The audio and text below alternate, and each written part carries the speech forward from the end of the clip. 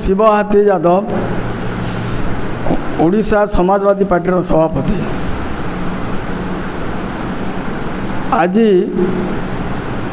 मु master candy छक रु पीएमजी देकर जाऊली देखिली पीएमजी एरिया रे केते जन बसी मुझे जाई पचारि देखिली बोर्ड लगी बोर्ड रे से माने धारणा दौरान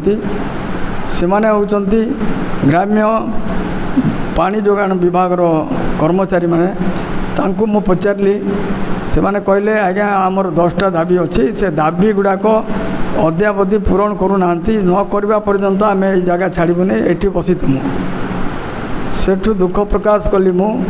आ सरकार को शुणे चेताई देवाक चाहूँ जे इमाने अति शीघ्र केमिति तांकर फिलअप करा जो तांकर दाबी गुड़ाक और से माने डिमांड करुचन जे तांको कौशली कारीगर हिसाब मान्यता दिया जो तो संगे संगे प्रत्येक जगार प्रत्येक गाँव रे इमाने प्रतिदिन संध्या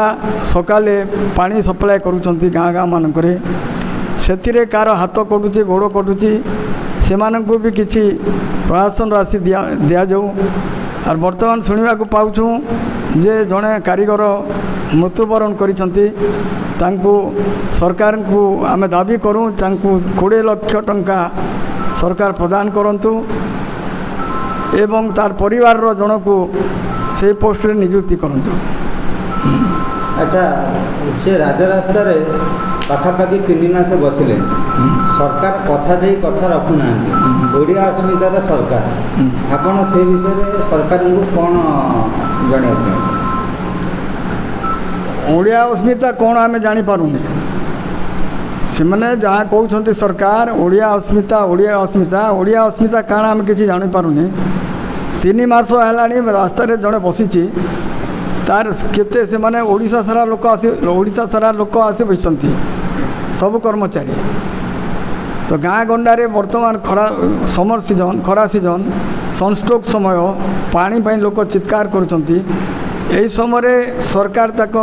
निजर सामने माने धारणा दौरान सरकार को तांकर आखि पहले देखा कथा मन को